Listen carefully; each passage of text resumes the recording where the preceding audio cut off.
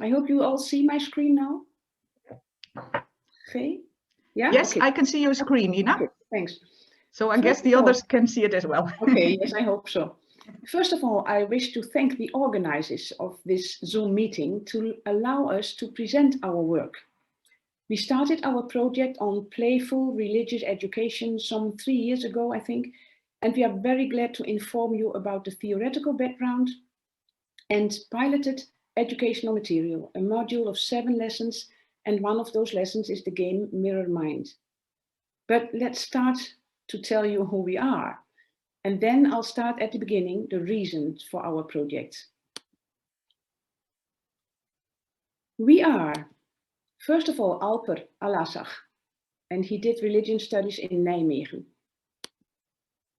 Then Ömer Gülesin, he's a sociologist of religion and did his PhD at Leiden University in the Netherlands. Ibrahim Koert, he's an educational scientist from Baku, Azerbaijan. And then it's me, psychologist of religion. Now, why did we start our project? The reasons why. Processes of polarization are a serious threat for peacefully living together in the Dutch plural society, resulting in a divide between rich and poor people, employed and unemployed persons, orthodox and liberal believers, native and non-native citizens, and so on. Students, as future members of this society, have the right to be stimulated in their religious and secular identity development. Participative citizenship being an important part of that identity in the Dutch society. A society that favors living together in diversity, amidst diversity, with mutual respect the one to the other. In this context, people with an Islamic background are seen as at risk for radicalization. Although radicalization originally only denotes something very important and of great degree, nowadays radicalization has gained a negative connotation. In the media, radical is usually understood as a negative aspect of someone's character or of an expressed opinion. Radical statements often contain, usually simplified, verbal expressions that position the person making them on the side of one of the extreme positions concerning the issue at stake. The concept of radicalization refers to processes of individuals' religious development, but also to the inability to integrate non-Western and non-religious expressions and actions in our political vocabulary. Radicalization is a performative concept introduced in governmental documents from 2001 onwards and related to Islam as a result of 9/11. The focus from then on is on timely observations of radicalization of Muslims as individuals and in organizations, interpreted as a sign of poor integration in that society. An imaginary of threats is constructed in which radicalization, society's safety, and Islam are intertwined from then on. In the context of secularization, identity development of Muslim students, religious identity, and the identity of a Dutch citizen are seen as at risk. Now, what's the problem?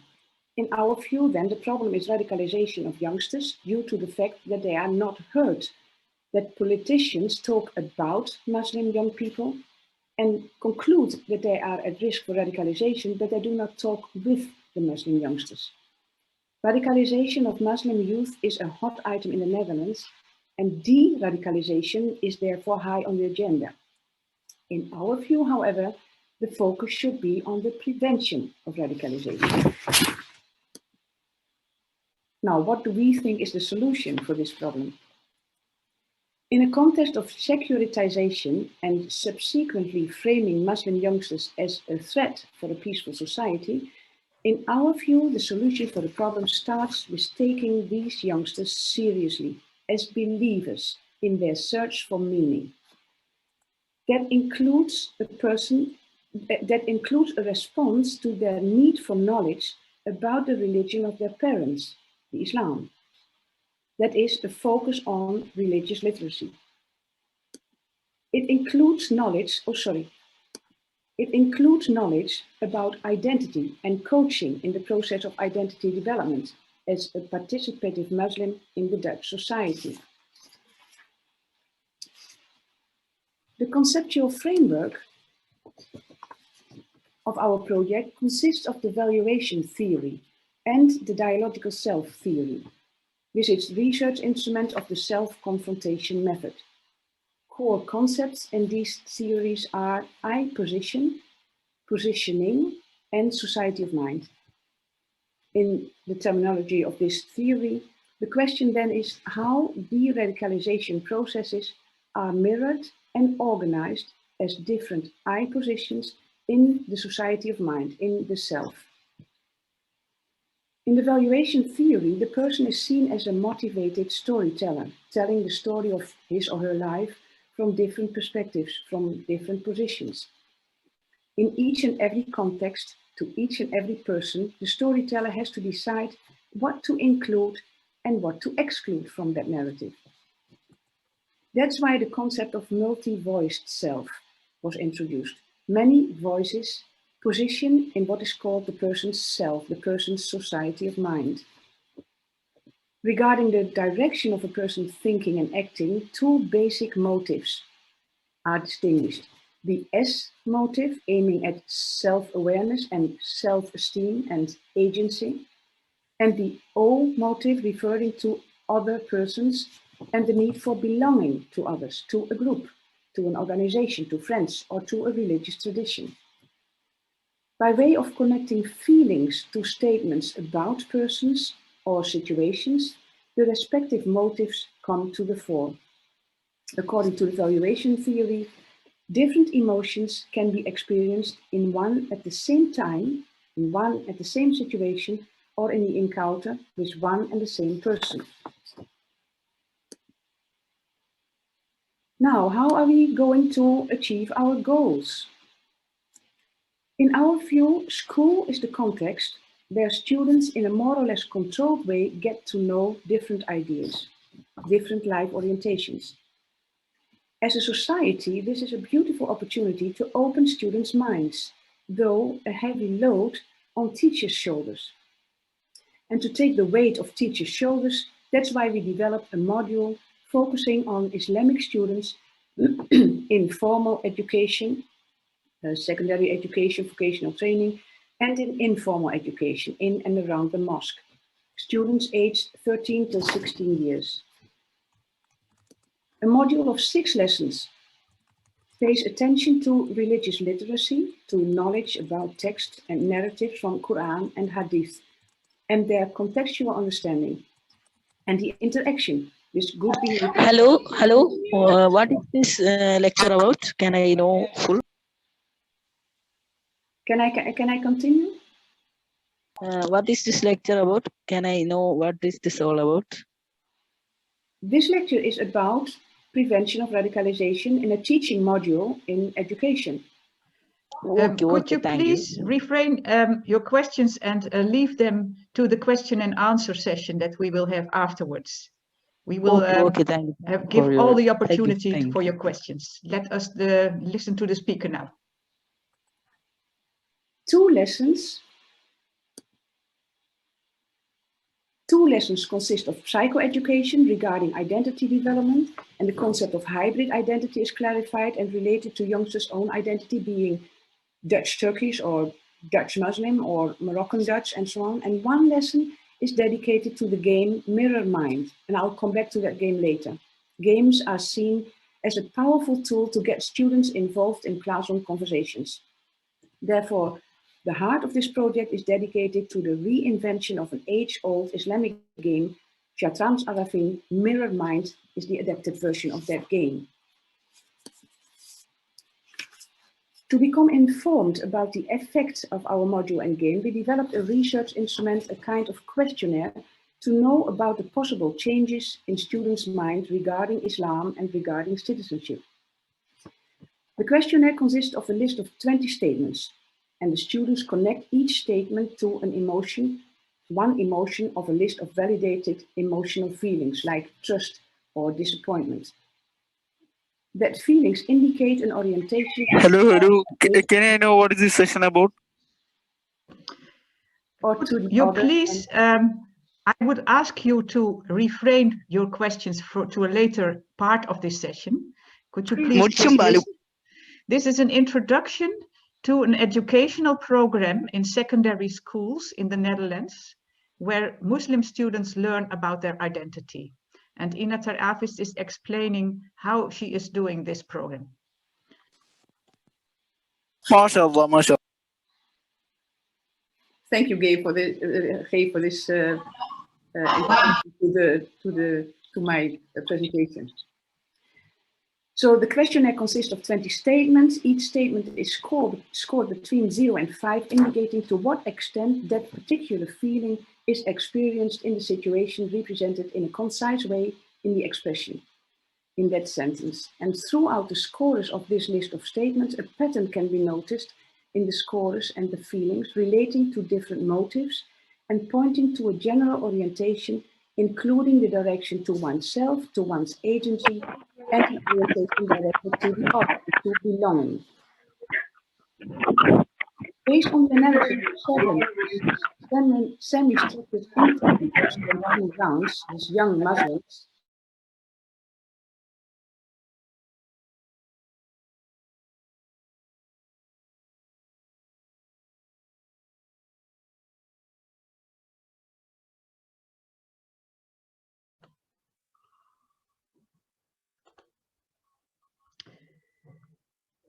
I'm sorry, I have just muted all the participants, including our speaker. So I will unmute. I will allow you to unmute yourself, Ina. Yeah, I did so. Yeah. Based on an analysis of 7 semi-structured interviews in 2 rounds with young Maslima, we developed a list of 20 statements for the questionnaire, stating, for example, sentences like, I as a Muslim in the Dutch society, or my duty of prayer 5 times a day. And at the end of that questionnaire, the last 2 items refer to the general experience of living in the Netherlands and the wished for situation of living in the Netherlands. And a shortened version of that questionnaire is used in some of the lessons as a formative assessment. And I'll come back to that later. In education, teaching and learning is about disruption of easygoing lines of thought and simplified images to create space for reflection and to introduce other and new and unfamiliar views and to invite pupils to postpone their judgment. This process aims at broadening young people's horizons, or in the terminology of the dialogical self theory, at increasing their number and the quality, as well as the flexibility of the positioning of their inner voices. To achieve these educational objectives, the teacher has to create disruptive moments and to use them as the starting point for a dialogical classroom conversation. And such disruptive moments are created by self-evaluation by the students based on the questionnaire, as well as during the dialogical encounters when playing the game MirrorMind. To research the effect of our module, all students fill in the longer version of the questionnaire before the module starts and at the end of the 7 lessons, including the game. And comparison of the 2 filled-in questionnaire informs the student and the teacher about possible changes in the emotional positioning regarding Islam and regarding the Dutch society.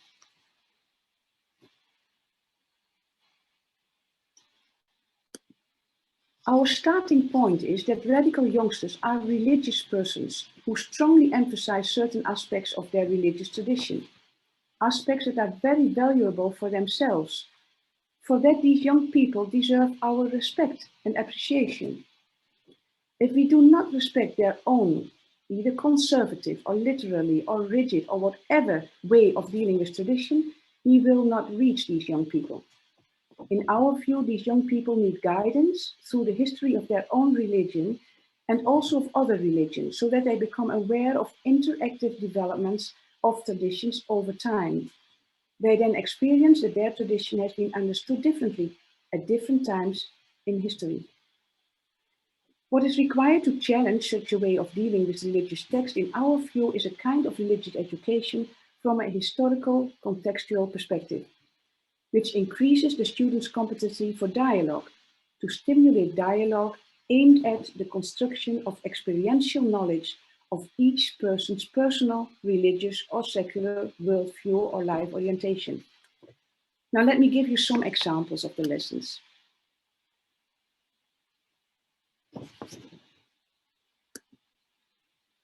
In the lesson on jihad, the students are invited to consider the context of the respective texts in the Quran.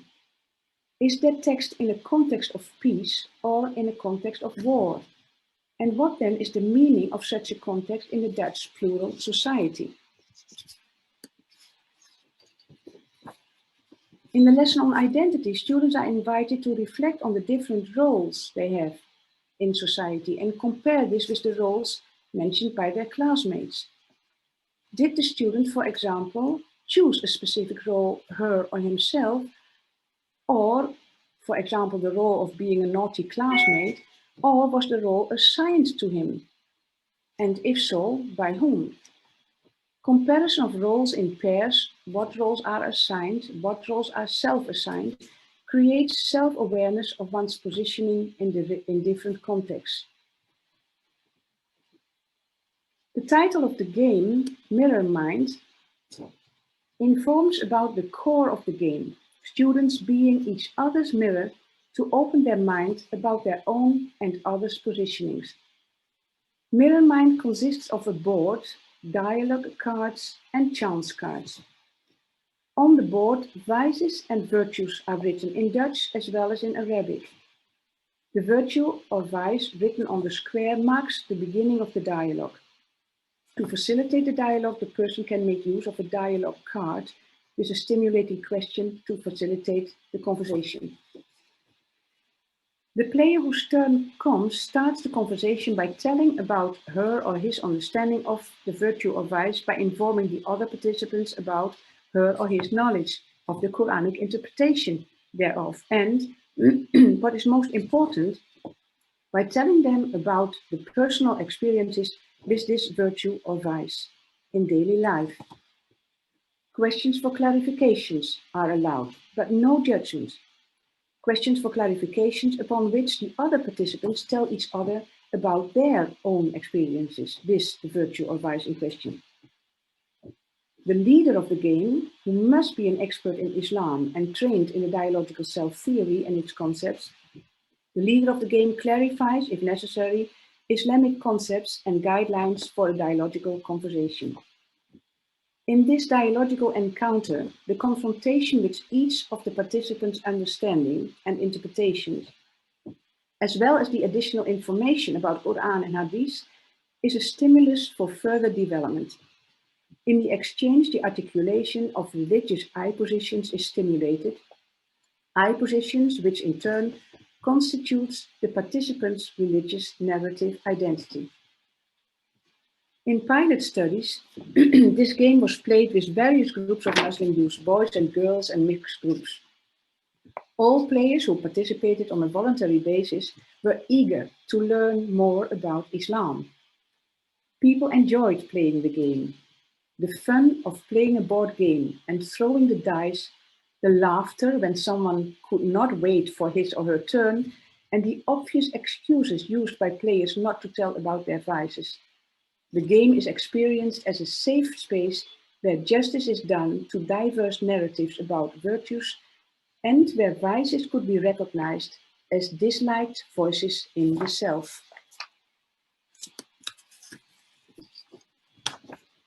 The research instrument And I and You is developed to learn about the possible changes in students' attitudes regarding Islam and regarding the Dutch plural society.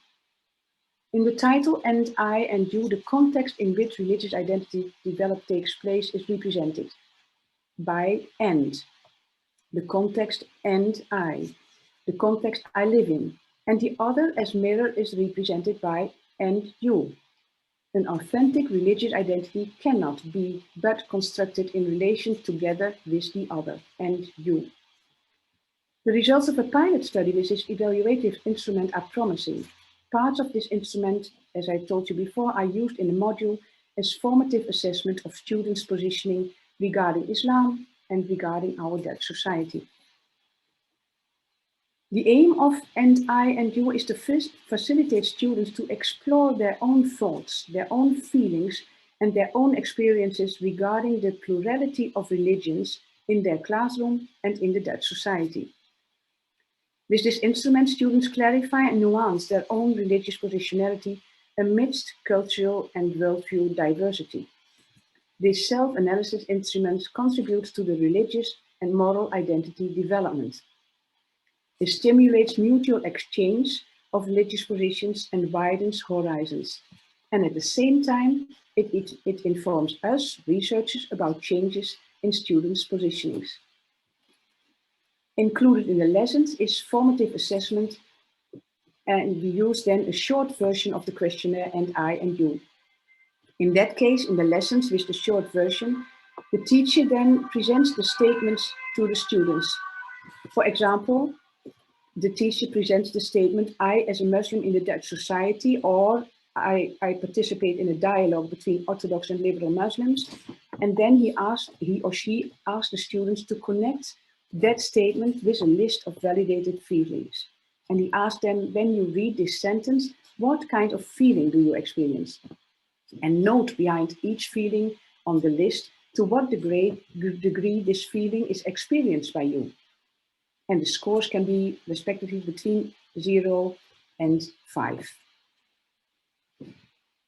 The validated list of these feelings consists of 10 emotions like joy or angry or inspired or disappointed or powerless.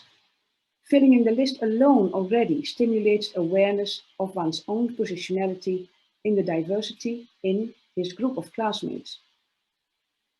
As a next step in the formative assessment version in the classroom, in the next step in the questionnaire NICMCR, the teacher asks the students to reflect upon their own scores and to compare it with classmates.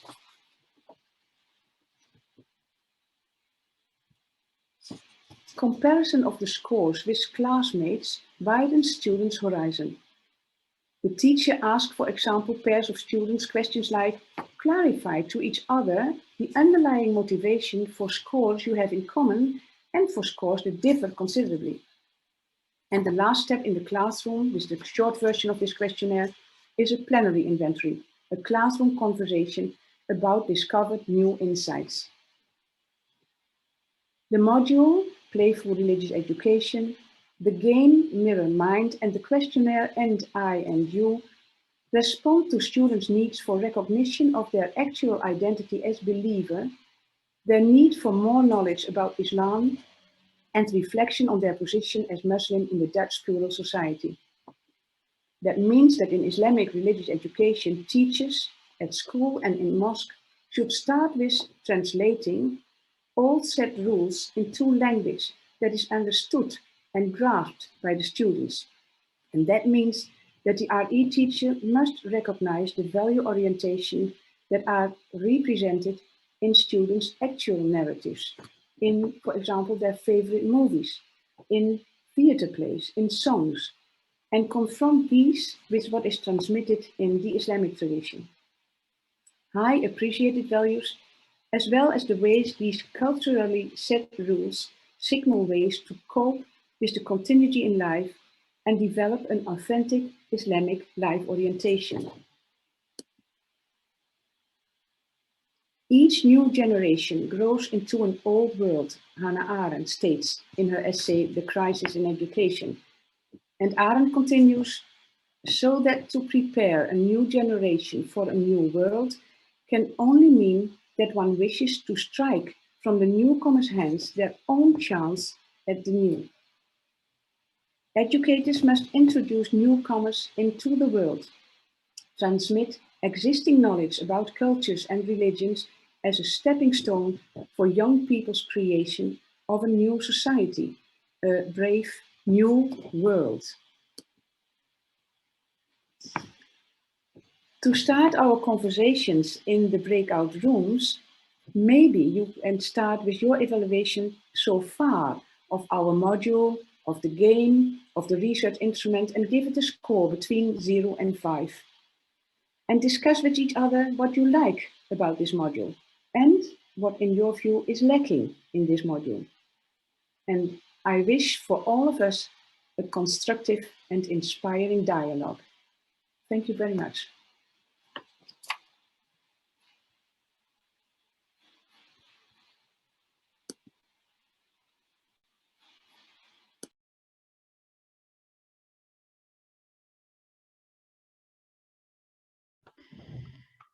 Thank you very much, Ina.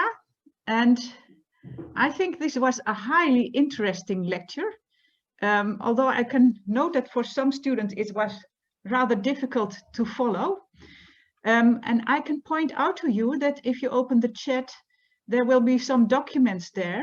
And one of them is an Indonesian translation of the words that Ina ter Avest spoke. So you don't have her PowerPoint, but you still have the lecture in Indonesian language. There's also an English version available of the lecture. And we will be able to discuss her lecture in groups, as she indicated, and she already gave you some questions. But before we do so, we have asked 2 people to respond to her lecture. And they are people who are experts in this field, but from different angles. And they are the Reverend Elga Sarapung and Dr. Suhadi Cholil.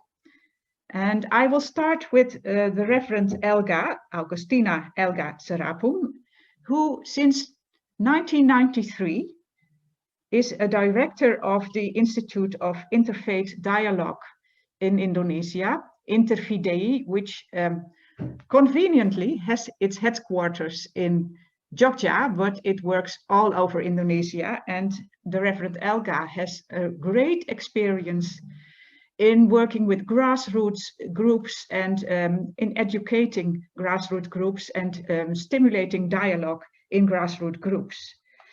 And afterwards, I will give the word to Dr. Suhadi Cholil, whom I know very well, and who is, well, in very different settings, very much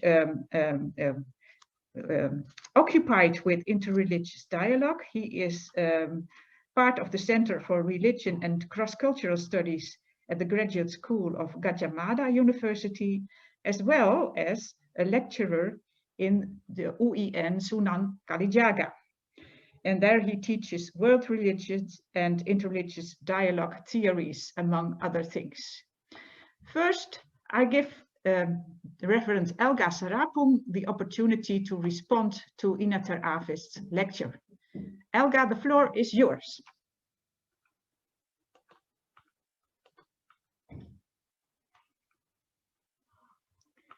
Oh. Could you please unmute your mic? Okay.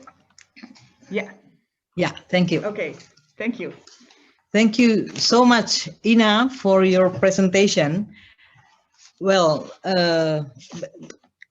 we have also your material, yes, later. I don't know if you share already in this chat or not, but well, the lecture is already in the chat in English and in Indonesian, but she would, I think, be willing to share all her material. Okay, thank you. Well,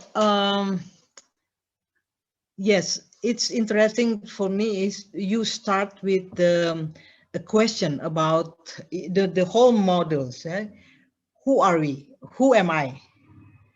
Yeah, who am I? That is about identity, which in our module, I can say, well, last December, we just finished with a workshop, especially for the teachers, all teachers, not only teachers who are teaching religions and citizenship, but also the other topics, the other subjects of, especially in senior high school, and the principals and the leaders of the what you call in board, the stichting. Sorry, I combination. You know, for the private school, yes, it's different with the state school. So we involve all this, the principals, the teachers, and the leaders of the board of the schools.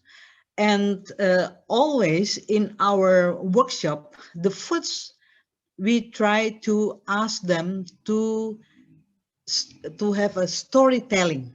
So they start with their own experience. Do they have an experience to live or to work with the others? And based on that, then we ask them after that, so what you can say about your identity, who you are, who am I, and who the others, who are the others, and what lessons you learn from your own experience. Because still many of the teachers, they don't have any experience with the others. So it's something difficult for them to imagine how if I work with the others, or I know the others just from television, from social media, etc., etc. So when you, because I think the problem of either the students or the teachers, the problem is about experience, knowledge, knowledge general, but also whatever they know about their own religions, about text and the narrative, and also emotion. I'm happy in your, I read this morning what has been I Googled your books, yeah, and I read a bit about the explanation, description of your book, and I'm happy with what your mention about the what's that, good behavior. What's good behavior? What does good behavior means? In Indonesia, in schools, for example, Suhadi, may you correct me, either in state school or in a private school, they put writings, a sentence, we have to berakhlak. What is berakhlak in English, Suhadi? Yeah, berakhlak. You have to believe to God with a good what's that?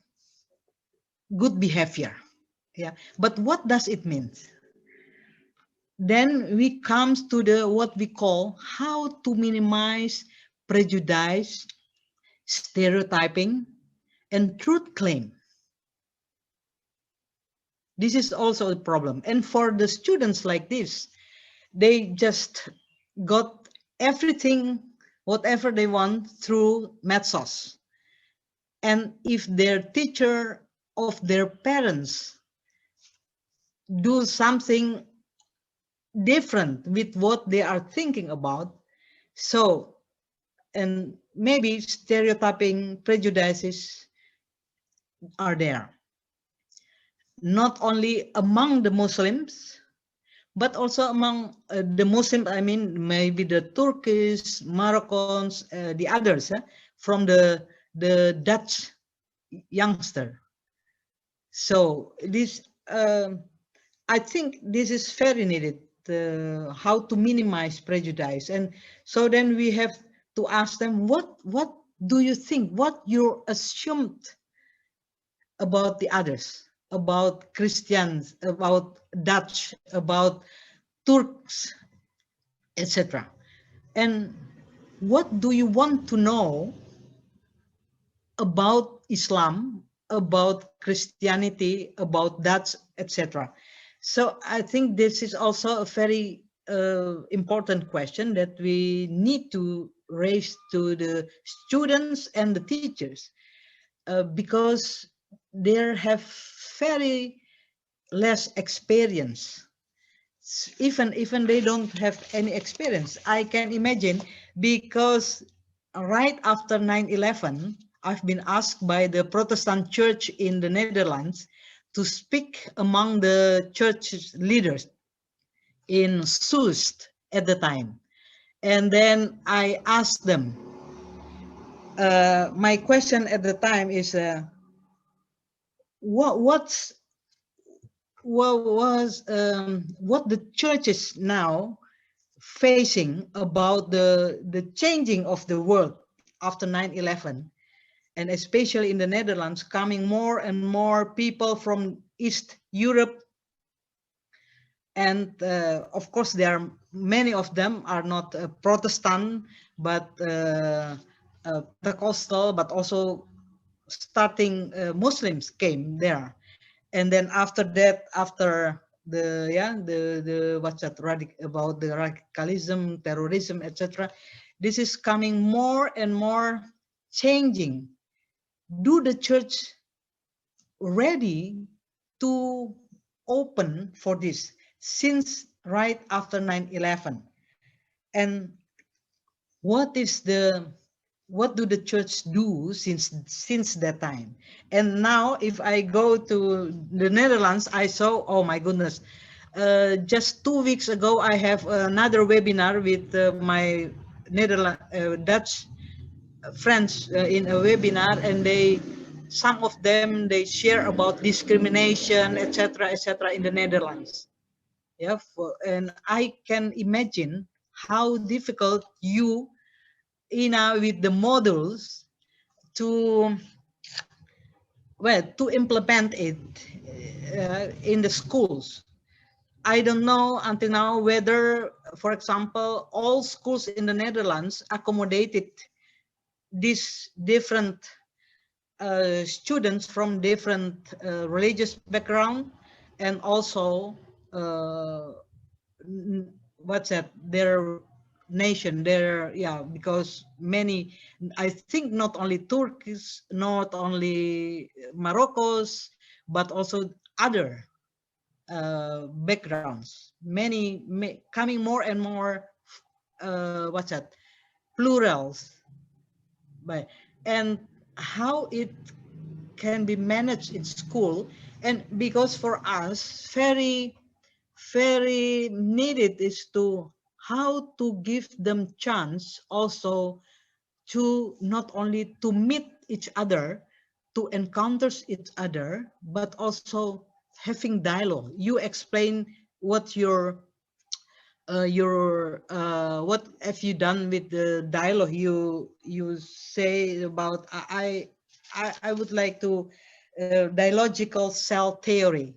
It is very important, because in this stage also then they can try to help themselves to know better about themselves, their own identity, but also the others. And we have to encourage them to be open. Firstly, how to minimize stereotyping, prejudice, and do they understand about what is actually radicalism? Is that true, for example, in our session about how to minimize prejudice, for example, many of or most of the participants, the non-Muslim participants, will write, according to them, or they assume Islam is identical with terrorism. Islam is violence, identical with violence, terrorism, etc. Thank you very much, Elga. I think I can sum up what you've said, and it is coming from a long practice, I think. Wonderful. Yes, 7 minutes. Yes, because you can have a very nice, ideal educational program, but it's taking place in a context where there is violent stereotyping, and this is one of the things that you have to struggle with. Do you have to add other remarks to that, or shall I give the floor now to Pa Suhadi? yeah, I think if my time is finished, because I actually want to, yeah, but okay, just give to Suhadi, then later if the Q&A session, then we can talk. Yeah. Yes, we should really look further on this topic. Yeah, but now for the time being, I give the word to Pak Suhadi, who hopefully can open his microphone. Yes. Yes, I do. Yeah. First of all, I would like to congratulate to Inna, Alper, and teams. Congratulations for this very good module, very strong ones. And also thank you for the organizer, He, Ambar, and Chun, and maybe also some others who are working for this meeting, online meeting. And this is quite happy for me to know the project, the program of Netherlands-Indonesia Consortium for Muslim-Christian Relations. I really miss this institution. And yeah, I recognize this is an academic societal activities, but also I position this meeting as like a small reunion. So long time to not see He, a long time to not see June, and also some others. And I would also like to thanks to Ibu Elga for very nice response, and Mbak Lenta, long time to not see you, and also at least three of my friends that I recognize here in the pictures. Margaret Plunks from Australia, from Perth, and also my friend Mbak Camelia, and also Mbak Nur Hidayah from Makassar and from Jawa Tengah. So yeah, as mentioned, as explained by Ina, this is quite what I understood about this modules, this projects. I don't know in really full pictures about the module, because I don't have idea. I don't have complete modules, but I know from the description that sent by the committee to me, and also explained by Ina. For me, that really strong in terms of something new for me, that the module also very strong with theoretical framework, not written in the model, but also behind something behind, like some theories about the citizenship, theories about the dialogical self theory, which is quite popular in academics, but not really in the modules. Okay, I don't want to respond about that, but I will start my response, which is much inspired by the book of Ed Hussein. The title is The Islamist.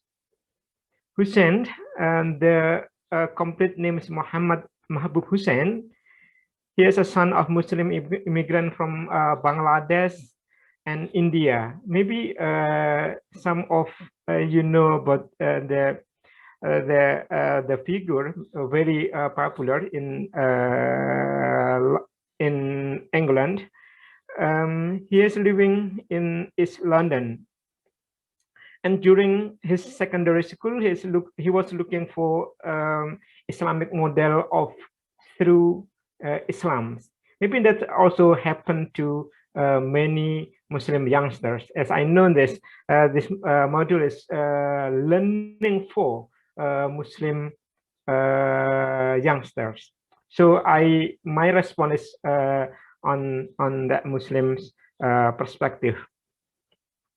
Through books and friendship, as well as the guidance of Islamist mentors, he concluded that religion and politics are one at the same in Islam, and in turn he became an isolated, exclusivist schoolboy. With his Islamic organization, he then involved in some acts of for instance, anti-gay stance, boycotting school disco, etc. In the early of 1980s,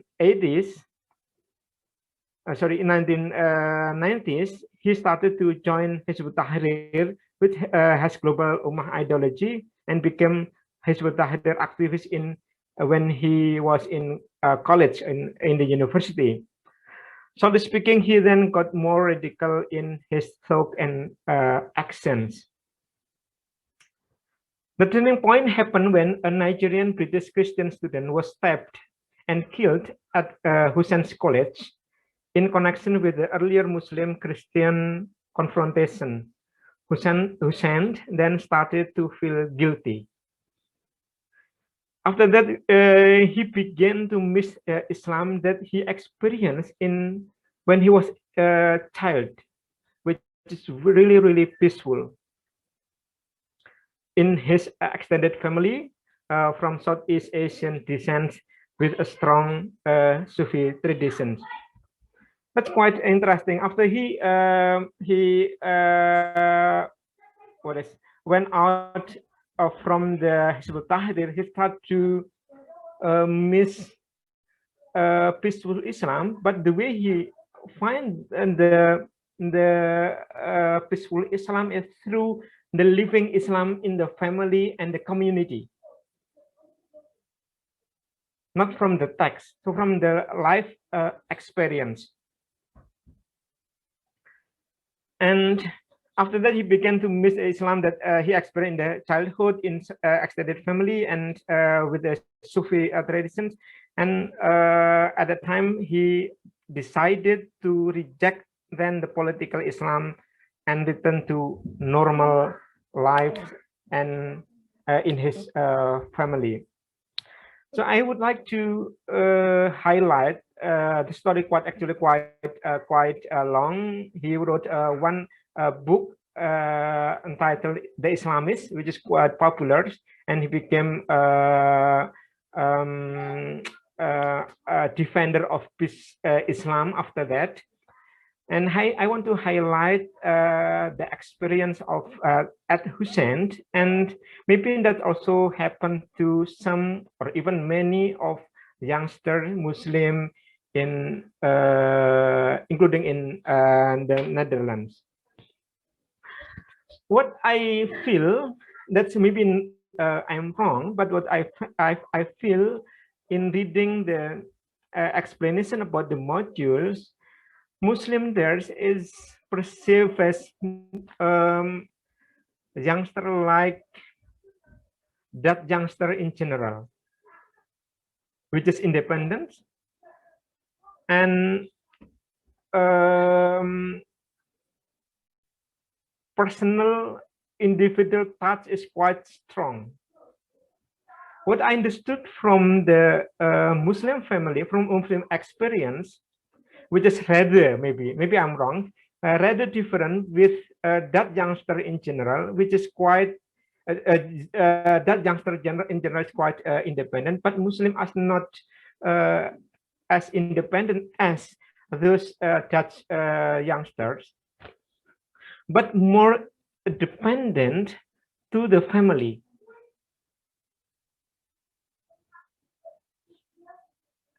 And in broader,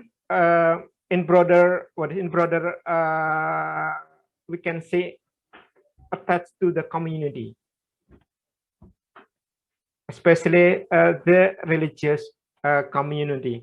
So I want to highlight that, which is, according to me, rather absent in the modules.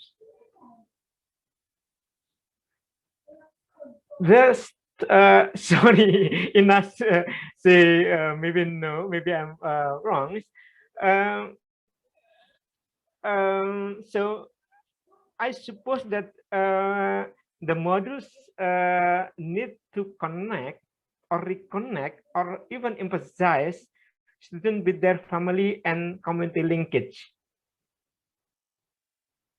rather than giving quote-unquote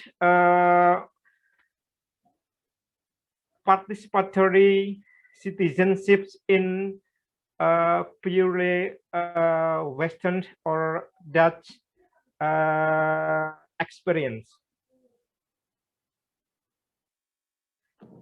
Really, I don't know in a really complete picture about the modules, but because I don't know, I don't receive the modules, maybe still in Dutch. From I position, for instance, what I understood about Muslim society, within I, so I is not really independent, but family is theirs. And when going back to the story about Ed Hussein, when he really frustrated about the situation, then he back to the family to find that calm, peaceful Islam experience in the family. So I hope that the Sikh lesson one team and research also recall the narration about the family. And I do agree with the module about the put tradition in very significant, important position. Also quoting the some academics reference about that. But the way in look at tradition is not maybe I'm wrong, but what I understood is not really living tradition, but more tactual. Even though contextual is mentioned, but for instance, the explanation about jihad is asking students to look at what text says about jihad, not about what is the living ideas or conversation in the family. For instance, do your parents ever ask you or made conversation with you about jihad? Not like that, but what Quran and Hadith say about jihad. So the starting point, standing position is very different.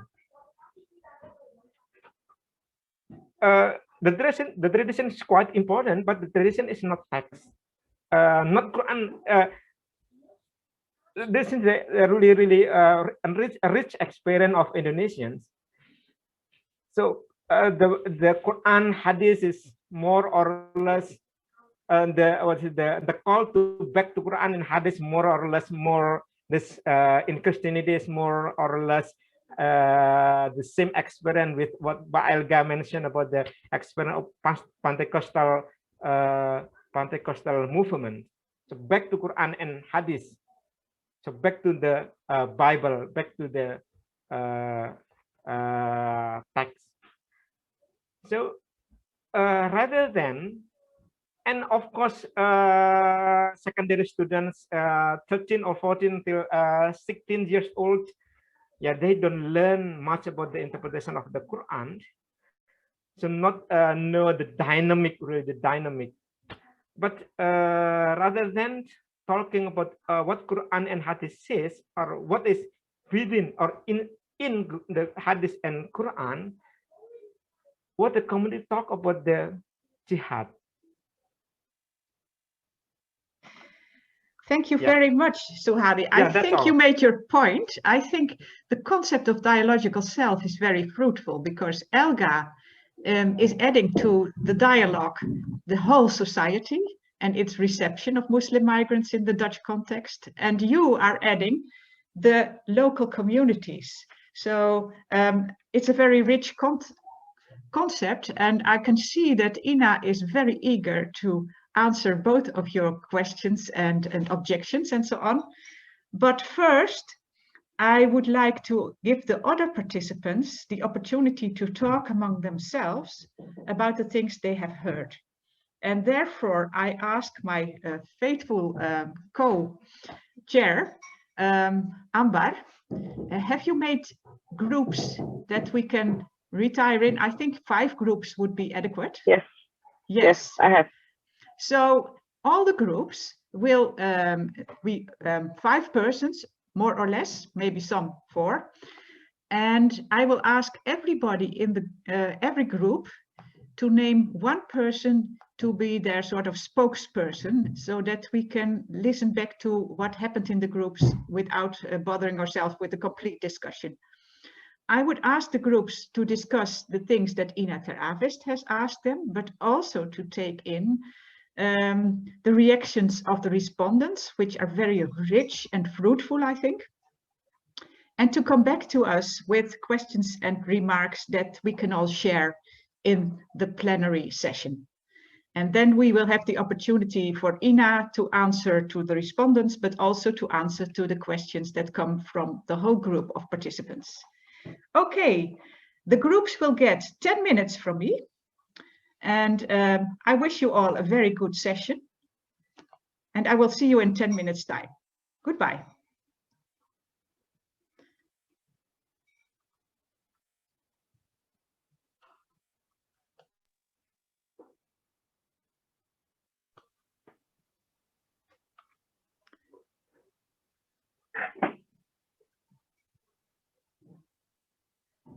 This is always a bit tricky. We are waiting for the groups to be formed now by the platform.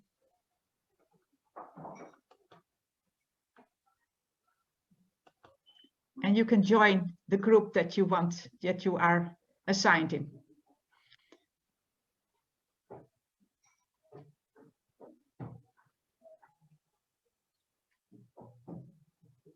Okay, so everybody have the, I think they're all on their group now. See? Yes. I have assigned, I think Ibu Nur Hidayah and Mujatun is not present right now, so they didn't accept the invitation, but that's okay. Most of them are already on their group. Okay, that's good. I think a lot of people just went out and had a coffee or something like that. Meanwhile. Okay, well, that was a wonderful response we got, I think. Yes. Yeah. That's true. So just, do you want to walk around in its breakout room, or not, just waiting for them? No, I think it's okay if people simply have their debates in the breakout rooms. All right. Okay. Okay. And then I will go and make a coffee for myself, and I will see you in 5 minutes. Yeah? See you. Yeah, me too, me too.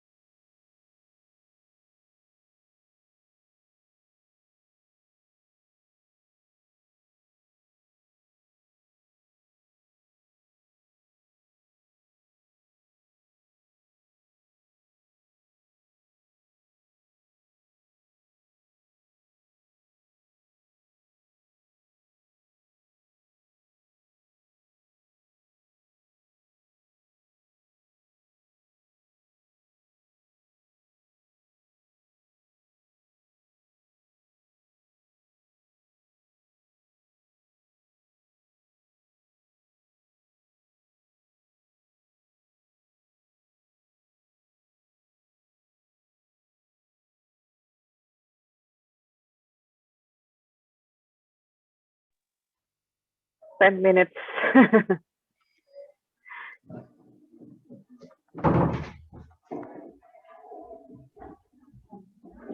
G, leid jij zo meteen de... Well, Anbar. Anbar, okay. Yeah. There were some students from UIN, I think. Yes, this Mbak Uca Oh. and Mbak Esti. Sorry. Yes, Uca here is my student. Sorry, volunteer. Please open your video, Mbak Uca. So let me introduce you to Ibu G. Introduce yourself. Yeah.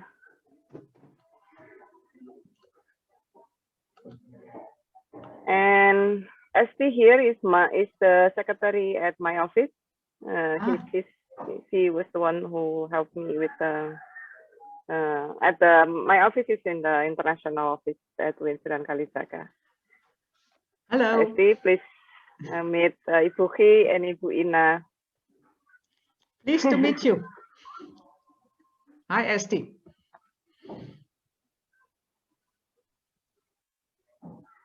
Is it?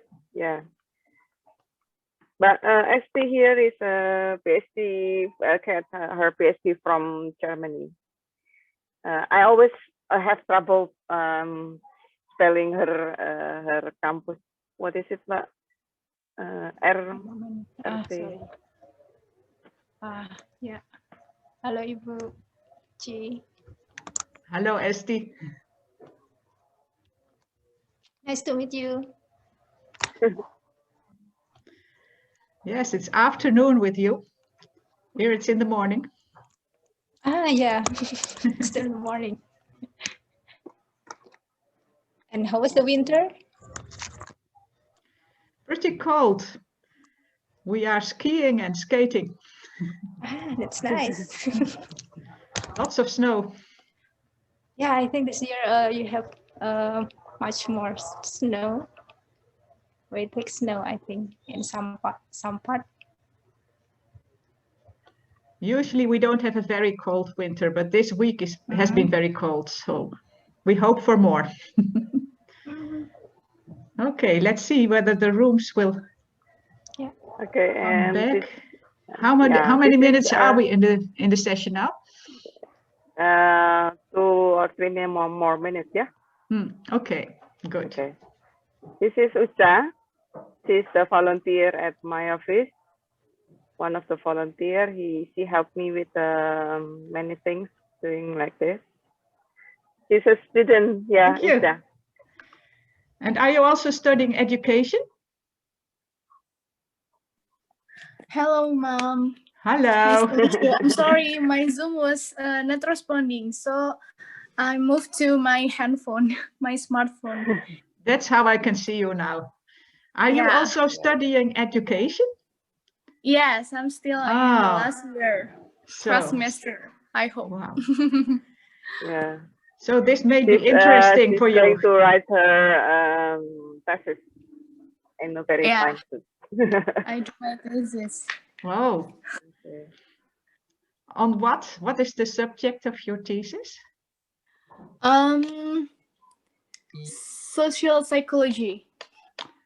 About social psychology. Yeah. Okay, so it's all about identity and maybe dialogical self. Yeah, that's true. Nice. With Ina's research. Very fit with Ina's research. Straight with Ina's research. Yes, good. Yeah. Interesting. Yeah, thank you, Mom. Okay, let's try. Shall we? Yes. Close the room and ask them to back to the main room, yeah?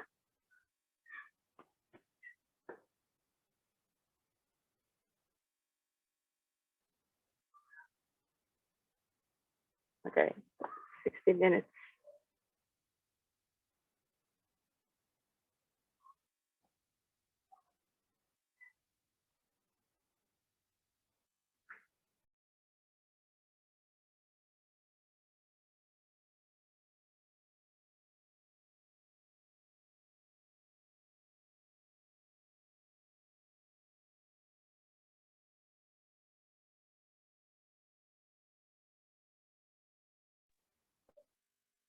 The next webinar will be when, Z?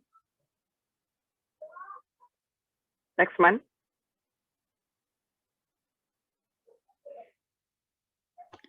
We didn't fix a date yet, so I cannot announce it. Sorry.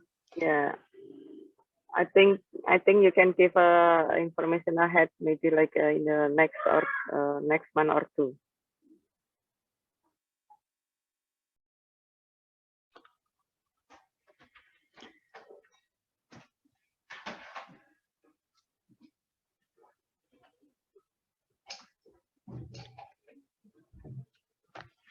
So, welcome back, all of you. I hope you had a very fruitful discussion among yourselves. And I would like to ask each group to give a very, very brief impression of how the discussion was. We are not with so many people, so we can do that. So, room 1, could you tell about your discussion?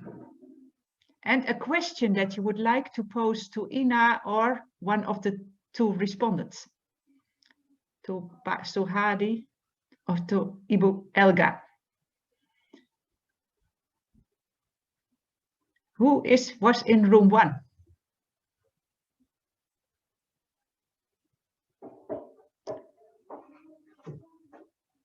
Well, I think it's difficult for you.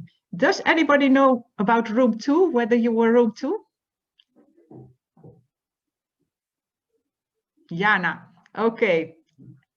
Can you tell us something about the discussion and a question maybe to the speakers? Oh no, I just texted in the chat that I need to leave because I have a doctor's appointment. That's why I waved goodbye. Oh, good. Sorry. Yeah. Thank you. Right. Thank you very much for the input. Okay. Thank you for your attendance. Okay. I think we are now with a group that is small enough for everybody to simply post their questions, because I have everybody on my screen now. So I can simply give you the word if you put up your hand and have a question to either Ina or Elga or Pak Suhadi. Ibrahim, can I give you the floor? Ibrahim Kurt. Okay, thank you. Ina, thank you very much for the presentation. It was a good presentation, I think. And we were in room 2 with 5, we were 5 friends. And the topic was around roles view. It was some additions to project around family relations, connection youngsters with their families.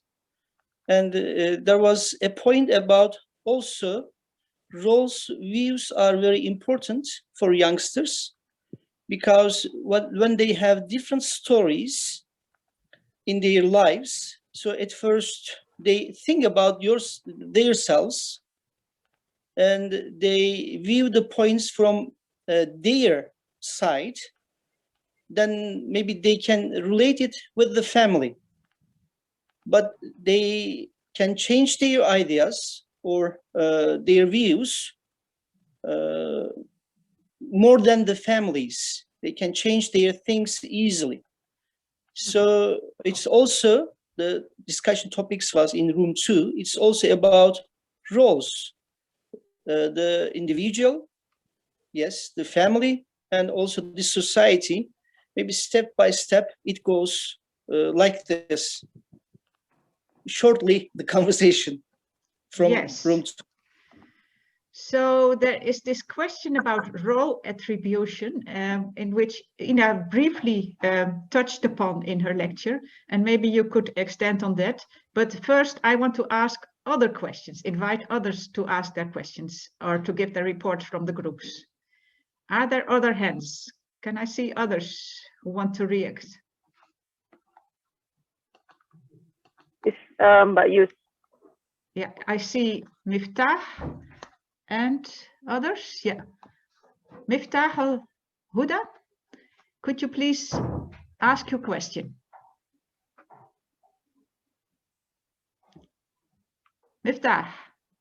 Miftahul. You have the floor. Yes. All right. Okay. Hi, I'm Miftahul Huda. I'm from Indonesia. We have a very short discussion with our group. We have one person. He is the leading Teachers Association of Islamic subject in Indonesia. And I think this is very crucial that we include the teachers, especially the Islamic subject, into the discussion. And also we have Ibu Kamilia from Pesantren and myself. I think we just listen one person and we run out of time. And questions to Ina, whether the games that you mentioned in the presentation, is it can it be played during the pandemic like this, as people are learning from home? Are the teachers also can we like applied it to the online classroom? And I think from Pak Suhadi, I was wondering whether the subject about jihad or a subject that is, I think, for Indonesian context, I think to talk about jihad, it can be light, but it can be debatable. Is this too early for the students on that age to talk about the term like jihad and etc., which is I think it's many interpretation. And I think Pak Suhadi also mentioned that the students are not learning about the interpretation yet. Whether this is should it be that subject, or should it be something else for the topic? Yes, I think it is very clear. Also a question to Pak Suhadi about what kind of topics could you teach on? And also, of course, very good advice to involve the teachers in this type of debate. Okay, but I just go on to gather one more question and then I give the floor to the three speakers. Are there other questions coming from the groups? Yes, Margaret, I give you the floor. Margaret, you can ask your question, Margaret. Yeah. Okay, thank you. We, in our group, we didn't have much time and I did most of the talking, unfortunately. But my question was, and that I brought up to the group, was whether this could be used with primary school students. Because as I said in the group, this is where children are beginning to learn their identities and to be able to talk about themselves. And we didn't say this, but relating to Suhadi's, that's where the family issues could come in too, that the children could talk more about themselves as a part of their family, as a part of their identity. I did pose a question to Omar in the group about that, and he said that it already had been very simplified, and he questioned whether it could be simplified for primary school children or not. Okay, that's a good question, and it's more or less technical, but it implies a lot of other things about how identity development already starts before secondary school. So maybe we are too late with our intervention in the teaching process. Thank you very much.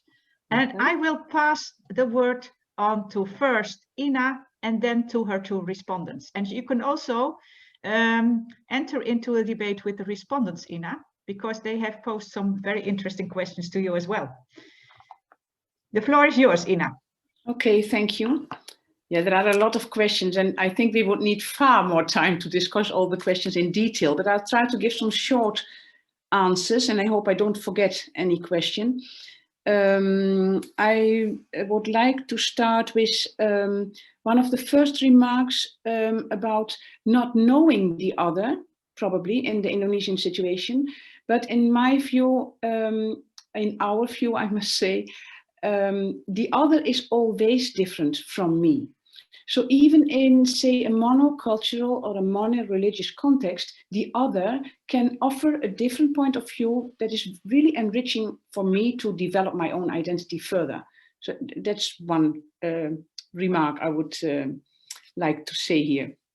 Then about the implementation of this kind of module, we are on our way now to do the piloting in classes in primary school. The last group of pupils age 12 in primary school and the first groups age 13 till 16 in secondary school. And the implementation in, say, a regular curriculum still is part of our debate and part of our process. Then very interesting, and I was really on, how to say it, I really wanted to jump into the discussion about this being independent or dependent. And I think maybe the Dutch society is more focused than the Indonesian society, but I don't know, on autonomy of every person, say an autonomous I to make his or her own decisions. But I think in our module, we are in favor of what we call the relational autonomy. That, of course, at the end of the day, a person must take his or her own decisions, but it's always after consultation with family, with peers, with friends, with whatever. It's never a person on its own. And I think, in my view, that's the strength of the dialogical self theory, that its starting point is in that, say, the society in general, so your family, your parents, your friends, it's all included in yourself as a certain voice that comes to the fore in certain positions and not in other positions. For example, well, let me give a very simplified example. When I'm cleaning my house, still I hear the voice of my mother who would say, it's not really properly cleaned now. You know, so this is the kind that my mother still is included in my, what we call the society of mind, even if she died already some years ago. So, and that holds for the friends, for the family, and it depends on the situation whether the voice of the other comes to the fore or does not come to the fore. I must say, when I walk with my dog in the snow, I do not hear the voice of my mother, but I hear her voice when I clean the house, just as an example. So family relations and peer relations are very important and included. And there is some theoretical discussion about whether we use the word role or voice, but I think that is too far now to dig into that academic discussion. The game, can it be played now in this time of Corona? Well, the school started again yesterday in the Netherlands. And we had, indeed, we had to wait with piloting the game until the school started again. So we contacted our teachers and they will play the game, but it's a board game now. And we are on our way to develop it into a game to be played online. And then the last remark, I don't know whether I forget something now. Well, anyway, the last remark now for me to react on is whether it would be an idea to adapt this whole module and the game to the age of primary school children. Yeah, would be very interesting to do that. But for the time being, we are, I mean, we need our time to implement this module to finalize our project now. And we included the children of the last group of primary school, so the children of age 12, because indeed we think at that age, it's not that their identity starts only then, their identity development, but reflecting upon your own identity. That probably is a capability of children starting from age 11, 12. So that's why we took this age from, say, 12 till 16. For the time being. But thank you so much all for your comments. But it helps us really to improve this text into a well-readable document for all of you. Thank you so much. Thank you, Ina. I still wonder whether you have really responded to the question of Suhadi about maybe the possibility that the program is too theoretical. I saw you nodding and doing all sorts of gestures when he was saying that. So you wanted to respond to him. So I give you the opportunity to do that. Yeah, thank you. I'll give a short answer. In my presentation, I can imagine, and I give the impression that it's very academical. And well, that's a lesson learned for me now. Maybe next time I should jump in more detail in the practicalities of the lessons. Because in the lessons, it's very down to earth, very much adapted to the age of the children and to their life world, with examples from their life world. So yeah, well, I take it as a lesson learned. Thank you. Thank you. And for the last minutes, I would like to give both Reverend Elga and Dr. Suhadi the opportunity to respond back to Ina. Elga. Okay. Yeah, well, I enjoy our group first. I share about what we call intertextual reading, but I have three things that I would like to tell now. First one is about intertextual reading. We do this especially among the teachers, actually.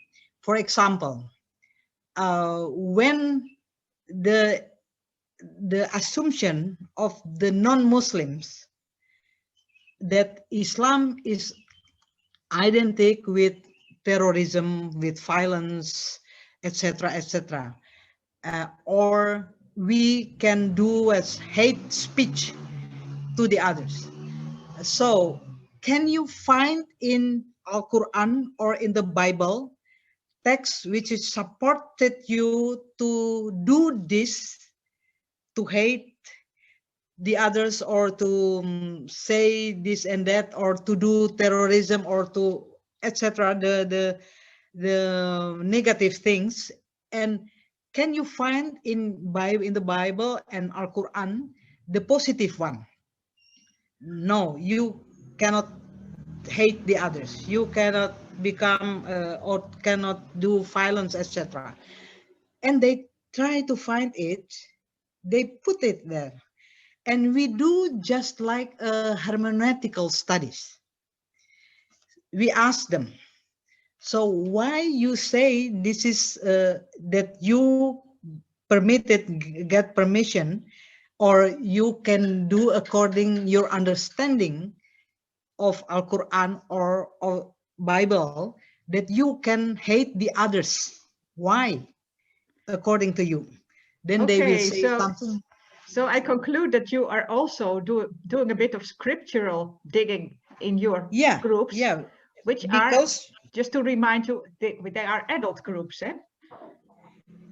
Yeah, that's why with the teachers, we are doing this, and then when we are doing monitoring and evaluation, what or how do they tell this in their class, for example? Yes. Okay, I see Ina is very eager to give some response to your response, and this is the last time, Ina. Okay. Yeah, I just wanted to say that we are working now on a teacher's guide, so we are starting with working with the teachers as well. And this type of hermeneutical reading is, we do that on a very, say, easy-going way, a very simplified way in our lessons, for example, on the concept of jihad and the concept of Islamophobia. Yeah. Okay, this is a very good addition. I will leave it at that because our time is very, very short. Oh, okay. I'm sorry about that, Elga, because it's so the other interesting. one I already wrote in my chat. Yeah. About family and social media. Oh, okay. Yeah, social media is very important, I think. Yeah. Social media change the role of family, of parents at least. Yeah. Okay, thank you so much. The last for Suhadi. Pa Suhadi. Hello, Pa Suhadi. Could you open your mic? Yeah, okay, I can do that now. Okay, Ina, thank you so much for the explanation that I learned from your explanation about the something related to family and within your project, within your modules. So my additional insight is make it more explicit in the practical, even though I don't know the practical, because I don't know the explanation about really detail how the module is practiced in the school. But my suggestion is make it more explicit about the family. So what is in within? I forgot what happened in my small group. Maybe Margaret already mentioned much. Okay, I turn to Mas Miftah with a question about jihad and in the secondary schools. As far as I know, reading the materials of Islamic education in senior high schools, the subject of jihad is there, even khilafah is there. Indonesian books, according to my observation, is quite successful in reinterpreting the jihad, even though very difficult in discussing about khilafah. In fact, on the paper, discussing about khilafah is much more difficult compared to jihad in Indonesian context. On pendidikan agama Islam, both in public schools and also in Islamic school. So, in Islamic schools, beside pendidikan agama Islam, there is also one subject on Islamic civilization or sejarah kebudayaan Islam, which is really the story about war is very much there. In Muslim society, that's not easy to avoid the story about war, because Muhammad involved in wars several times. But the way we interpret the war is quite actually there is an opportunity to talk about peaceful, to talk about war from the peaceful angle. Like I think the negotiation. I think what I hear you say, Pa Suhadi, is very much online with the practice of Elga in her training of teachers. Is that right? Yeah. Because you are also doing a hermeneutical, contextual reading of those texts, trying to sort of sort out that they are written for a different context in some ways.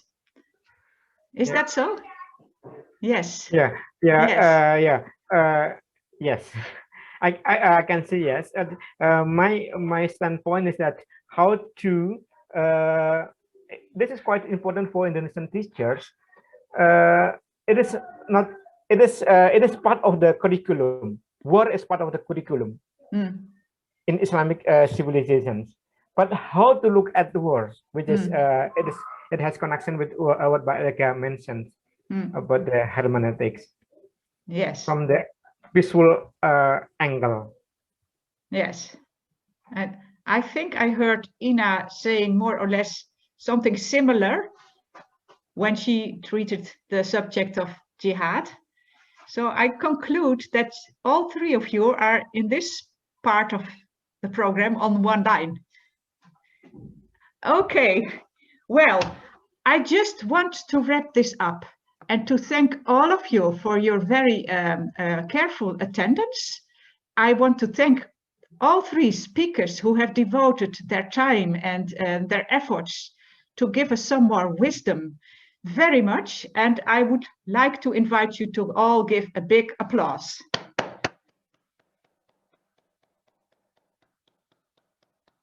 Yes, you could also do it with the little hands clapping, and that's a very nice one. Thank you, Vania. I do it. I would like to thank you all and to also announce that in the future, this Pokja, so this team of the Netherlands-Indonesian Consortium, which is devoted to education and de-radicalization, wants to devote a webinar to the reading of difficult texts. So we haven't fixed a date yet, but it will be very interesting to see all of you there. And if you go to the website, not now, but maybe next week or some time later, you will find an announcement of that webinar, which will be somewhere in the spring. I thank all of you, and I hope to see you somewhere in the future again. And I would give a large thank you to our hosts of OEN who have partly enabled this.